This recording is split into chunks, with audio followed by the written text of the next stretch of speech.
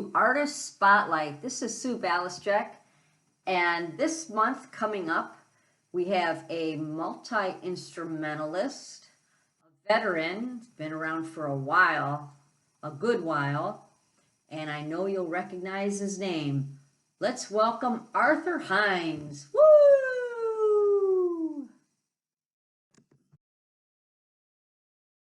Hey, Arthur, how you doing? I'm doing great. How are you? I'm really good. Thanks for being on the Artist Spotlight for IPR. Appreciate it.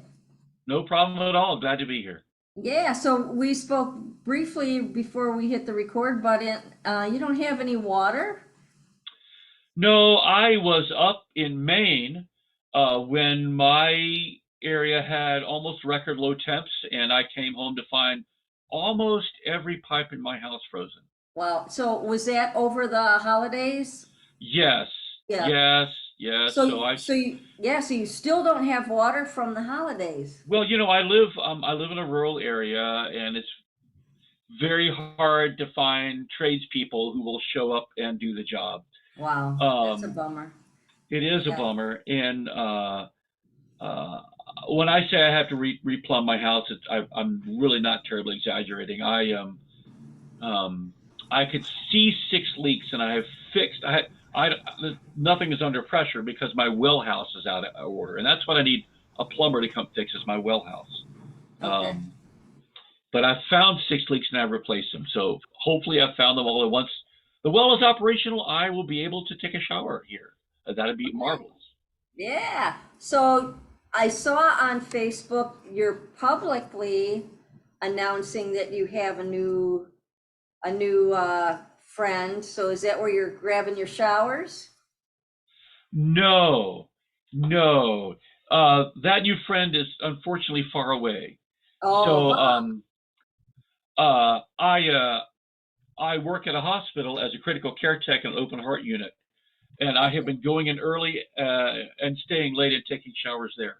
Oh, how nice. Okay, Yeah, that's cool. So I do a little research here. Your rural area is Cherokee country, it is. and it's called Donalega. Is that how you pronounce it? Dahlonega. Dahlonega. Okay, Yep, Dahlonega, Georgia, and you're in the Appalachian Mountain area. yep, yep. This we were the site of America's first gold rush. Yes. And people can still make money panning gold here. It's not a great living, but probably more than they can make at McDonald's, and they work when they want. So, From what I found online is that is the name of your town is a Cherokee term referring to the yellow color of gold. you know, that's what the lore is. I Okay, don't know the veracity of that. That's what the gotcha. white folks say, and I'll only go so far as to say that. But also Okay. around here, so many people have been so disappointed by 23andMe because their family history is, we got some Cherokee blood, and Uh, 23andMe shows up as like, no, you're very European. So I take everything people say, white people say about Cherokee stuff with a little grain of salt. So I'm just gotcha. gonna go there. Gotcha. Okay. It probably is a Cherokee word and it probably means something, but who knows? Who knows? Okay. Yeah. That's what Wikipedia says, right? Okay. Right.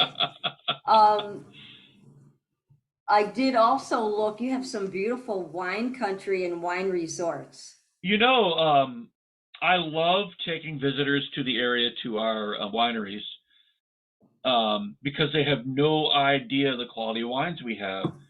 Oh, Um, there are three different vineyards that regularly beat out the California vineyards in awards. Um, one of them beat out a French vineyard in an international award. wow. Um, good stuff, good food, Yeah. really Yeah. nice, Okay. and Let's shift. Good.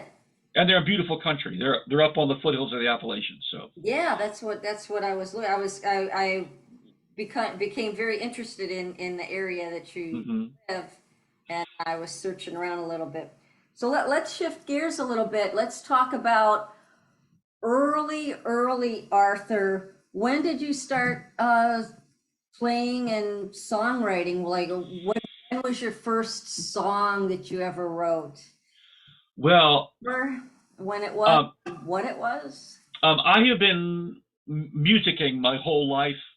The world is a drum. I would say pots and pans and uh, school desks were my first instruments. I banged on everything in polyrhythms, and um, I started doing beatboxing as a child, long before the term beatboxing existed.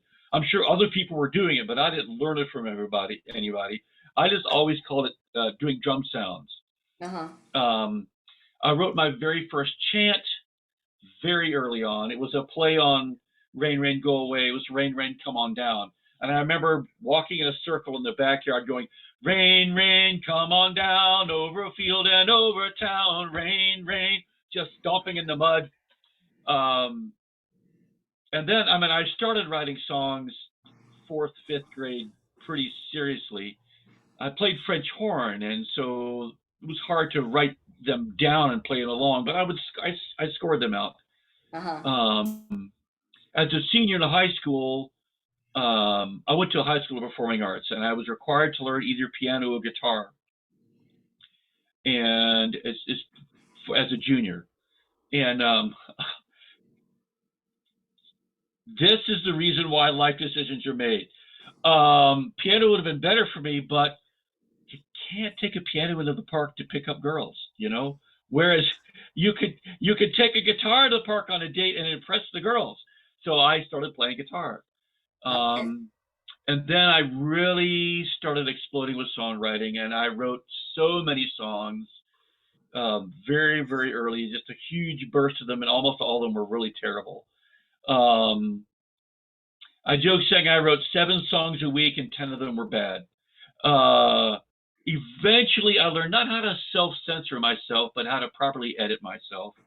Okay. And I've been writing pretty seriously since I was 17.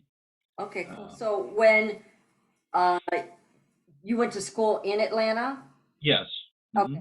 So when you were in Atlanta and you were in school, were you, for me, people would ask me as a young girl, what do you want to do when you grow up? And I knew I was going to be a musician because I, like you, I started playing extremely early, like, 10 years old, I was in a band. Right. So So I'm were you I'm the very same on the same path? Did you I'm know very you were right going to brained be? and left brained. I'm an eclectic person. I have a lot of different passions. Science always called to me. Okay. I went to college. I went to high school of performing arts, Uh-huh. and then I took a year off between high school and college and did performance in Atlanta. I was at a musical dinner theater review. Cool. Um, and then I went to college and started my major in microbiology, and then switched to genetics. Uh-huh. I really have a big science bent. Mm-hmm. When I was done with college, I moved to New York to be an actor, singer, dancer, Oh, and wow. found I really loved acting, singing, dancing, and I really hated the business of getting a job. I really hated the audition process. Mm, Um, but I'm also a stage magician, and I managed to support myself with just performance alone for a couple of years. very good. Between that, I did voiceovers and local commercials, and I did industrial shows, and um, all the time I was still playing guitar and still writing. Mm-hmm. Um, but really, until the advent of the home studio, they mainly just sat as a resource because it was really hard to record, Mm-hmm. really difficult to record. Yeah, Mm-hmm. So you went to school for microbiology yeah, and then genetics. Yeah, and genetics. Okay, and so then after that, you spent a fair amount of time not in that field at all. never. I've never used those degrees for any reason whatsoever. Mhm. Never, So never. No subject. when, I'm a musician and a critical care tech and an open heart unit. okay, So there critical. there are my two pieces for me. But Uh-huh. actually, for me, both the bardic path and the healing path flow from the same cauldron.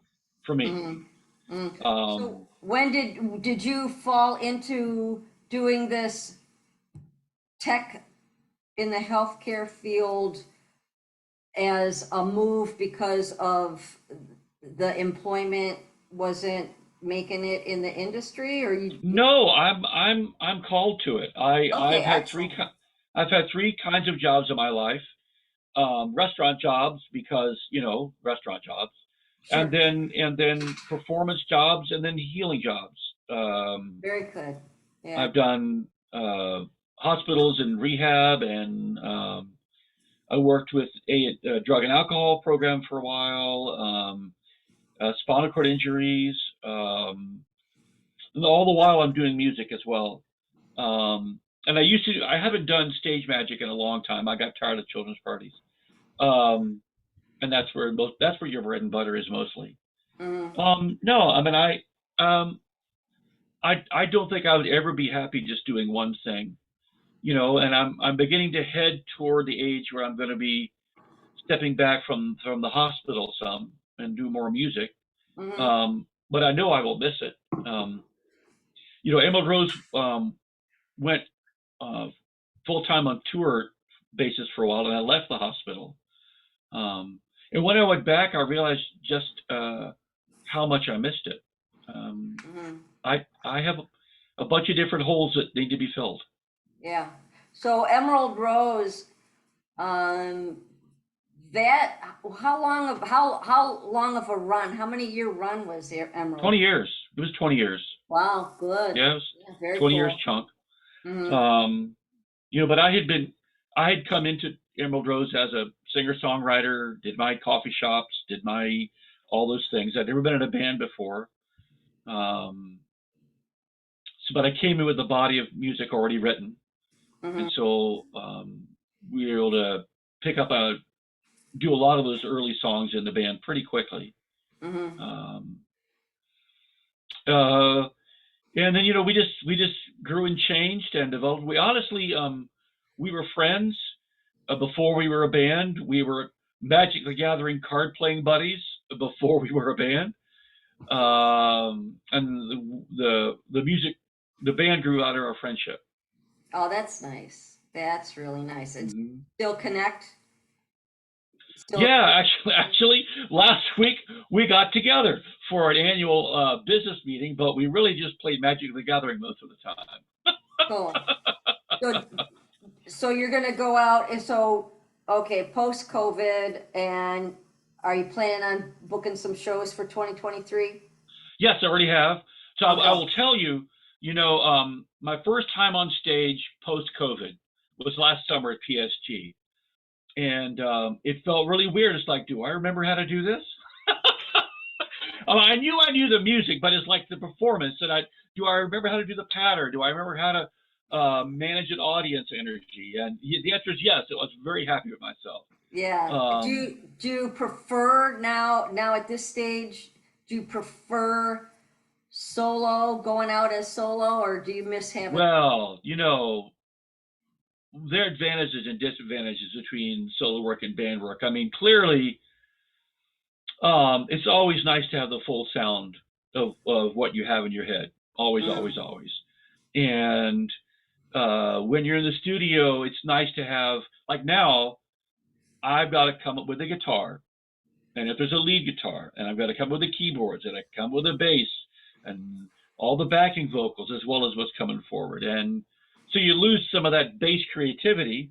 And of course, unless you're going to loop when you're performing live as a solo artist, nobody hears that except you in your head. right. Yeah, you're raw. Right? But solo, you have a much smaller economic nut to crack. Like I can go perform for 450 bucks and be fine. Whereas as a band, you got to have 2 grand before you can start the engine, Yeah. and that limits your performance venues. Oh yeah. I mean, there are a lot of festivals that just can't drop 2 grand. They just Mm, can't do it. yeah. Um, That's very true. yep, yep. Yeah. So, now when you record or anything new that you record, are you playing all the parts? Or are you hiring people to come in and do the work for you?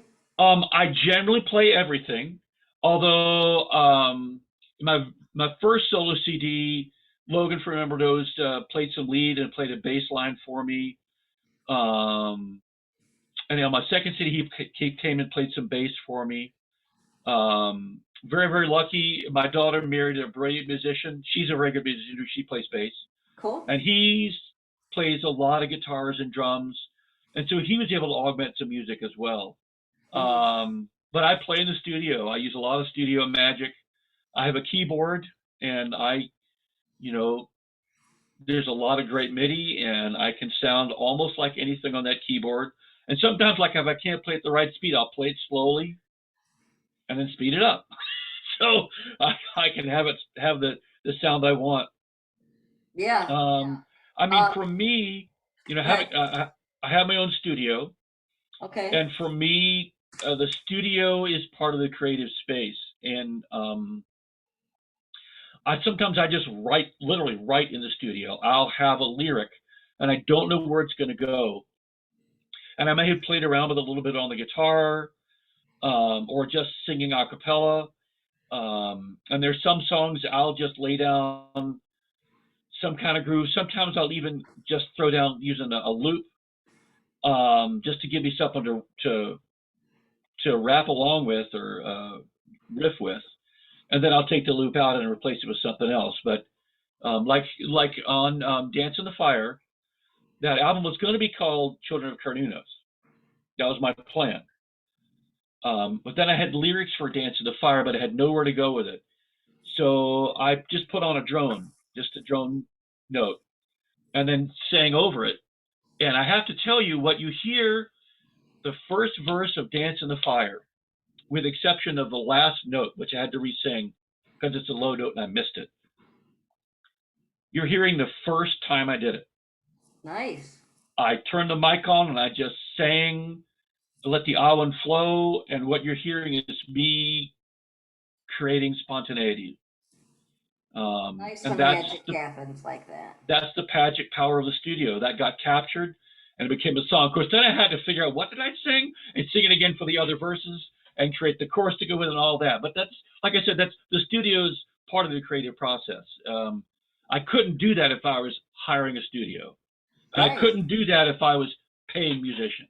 Right. It's your Um, it, space. Yeah. it's just me and the mic and the computer. Mhm. And your studio, is it,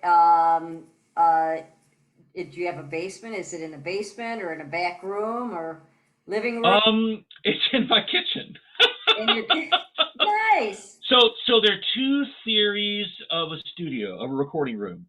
You Okay. have a dead room, which is what you mostly think of as a studio, with all the soundproofing and the waffles stuff and everything. So all the sounds are dead, and then you can affect them how you want to. And especially now with all the patches, it's pretty easy. My kitchen ends up being a live room, so you get the pings of the bouncing off the walls and off the ceramic sink, and it adds a quality to especially vocal singing that I really like. If I'm doing voiceovers, um, or narration, I have a box that I bring over around me just to catch it dead, because you need to do that when you're narrating. But I really like the live room in my kitchen. I do. I, I will tell you, this one time I was recording and we had a cat at the time, and I got the perfect take. And listening back to it like twice in the back, it was meow, meow, and I deleted it and I kicked myself forever. I should have saved that as a special hidden track. I could have saved it, been awesome. People would have loved it, but I deleted it. And once you delete it, Yeah. it's gone. Yeah. Yeah. That would have been good. That would have been Yep, great. Yeah. yep, Yeah. yep, yep. That'd have been. So I saw, um, you brand or refer to your solo work as Poetry of Wonder. Do you still use that, or was that? That was the name of a CD. That was my first solo CD. Oh, okay, I thought it was like a tag or something. Nope, nope. That's it. Because there's a song on it called "Poetry of Wonder." Okay, okay. So that was your first solo, and what That year? was my first solo CD. When was Yep, that? What year was that? Do you recall? 2009, I think. Oh, I was still wow. in Emerald Rose at the time, but there were some songs I would bring to the band they wouldn't like. It's their That's prerogative. cool. So I Sure. begged them, but I really wanted to bring them to life. Cool. So I recorded them, and like I said, it's that that album is like 85% me, with Logan adding bass and some lead guitar. Yeah. Cool, very Yeah. cool. All right, so, what are you thinking for 23? Well, I have a new album pretty much written. At the moment, we're communicating over a 12-year-old computer. I've had a series of things hit me since beginning of September. My recording computer died, Wow. so gonna get there. My large diaphragm mic died. I gotta get a new one, and I don't want a cheap one of those. So once I get those things, I'll start recording. But it's not entirely about Rhiannon, but it's centered on Rhiannon. There's spoken word and chants and songs that draw from the first branch of the Mabinogi and Rhiannon. So Very good, very good. yep. What is your go-to? Do you have when you're talking about your microphone? Do you have something in mind you're looking at? Do you have something? Well, I have to do what my budget is. You can spend anywhere from $200 to $6,000 on a Oh, large easy. diaphragm microphone. Yeah, easy. Yeah. So I'm still looking. My daughter and son-in-law gave me one that's really nice, and it's definitely usable, and I'll be using that one for a while. But so all I have to get to really start recording now is a new recording computer. So I'll get there. Cool, very good. Okay, so as far as festival go, are you thinking of getting out to PSG? You played PSG last year. Yep. I'm negotiating with a festival in South Dakota in May. I've got one I'm talking about with now in April. So there's two in next October I'm talking with. Nice. There's one in August I'm still trying to hammer down. So I'm getting there. Yeah. You're getting, yeah, and so do you typically travel by yourself or do you take a sidekick with you? I generally travel by myself. There's some conventions I'm also applying for. And for those, I'm going to need someone to help me merch just because conventions are just exhausting. Busy. Yeah, they are busy. Very busy. Yeah, So. they're like almost 24/7. Yep. Yeah, I agree. So share with us your websites and where people can find your stuff. Well, I have a Facebook page like everyone. Right. Both I have a personal and I have a musician page. I have a Patreon page, which I try to make a value. I haven't posted anything. The last month has been tough because my computer has been funkified. Right. But I'm going to get back to posting very regularly. Mm-hmm. So just look me up on Patreon. Okay. There's a backlog of cool stuff. Mm-hmm. You're not. And those are the main ones. And then really, I'm on every streaming site known to humankind, pretty much. Yeah. When you're not working, because I know that in the medical field, are you doing 410s, 412s? Full time is 312s. 312s. At this point, I have dropped down officially to PRN, which means as needed. Okay. At the moment, I'm working a lot because there's some finance stuff I'm trying to take care of, like a new computer. Right. So I'm working a lot extra. But it lets me do things like work for 3 weeks and then take 2 weeks off to go festivaling, go on little tours. So that's nice. I have time to do everything that I want to do. Okay, so now it's winter and there's not a whole lot of festivaling going on. Right. What do you do? Well, normally I'd be recording right now. Normally I'd be recording hot and heavy. This is the best time to record.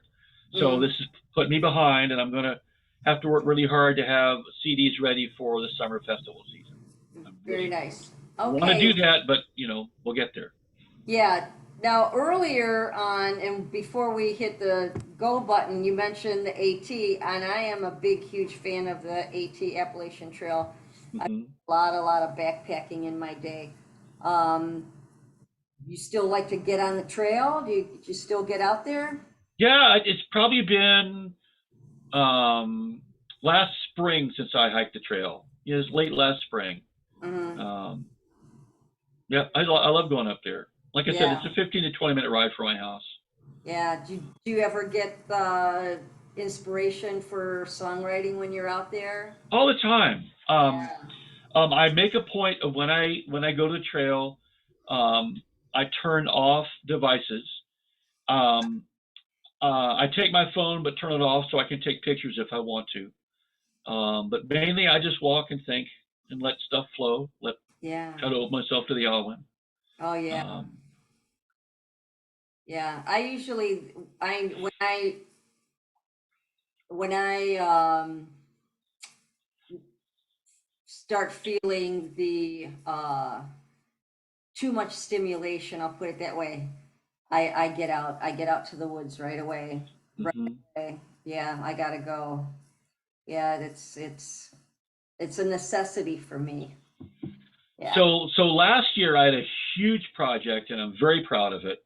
My late wife, Catherine Hinds, wrote a high fantasy novel called The Healer's Choice, and she had wanted Elizabeth Wiley to do narration for it, um, but she died before she could make that uh, project come to fruition. So this past year, I ran a Kickstarter to finance a payment that Elizabeth Wiley so richly deserved, and The Healer's Choice is now as an audible book. Well, Audiobook. nice. It's on Audible, and there's an accompanying CD that has songs from the world that I put to music and augmented, added more verses to. Nice. Nice. The book is called The Healer's Choice, Okay. Well, and now we're coming to a close here, Arthur, so I really appreciate talking with you. I've enjoyed talking with you. Okay, and yeah, good luck on 2023, Thank you very much. and I hope you get your water situation organized. Me too. Yeah, and we'll see you on the road then. See you on the road. Okay, take care. All right, bye bye. Okay, bye-bye. If I were a willow with long hanging boughs, I'd wrap them around you to keep you safe from harm. Grief could not touch you, nor fear be allowed. You'd always be safe in the weave of my arms. You'd always be safe in the weave of my arms.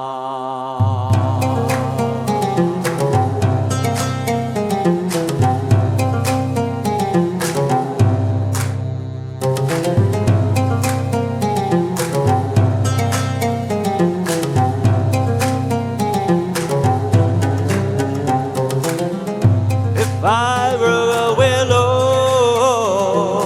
long leafy hair, I'd bow my head over you and let my locks fall to shield you from all that's unkind and unfair.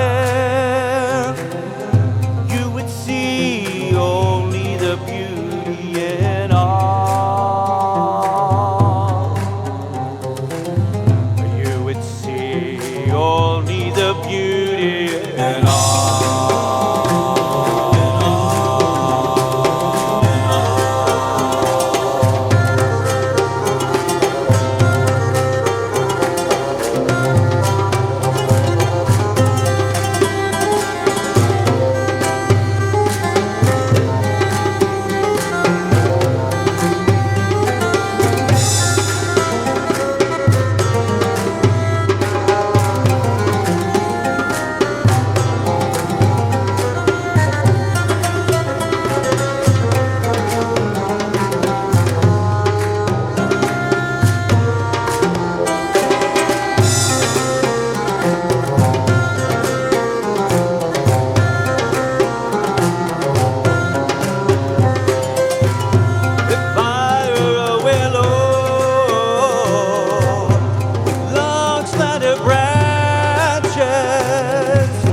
I'd sway to the music of the birds and of the wind. I'd take your hand and we join in the dances, as free as the stars that had never known sin, as free as the stars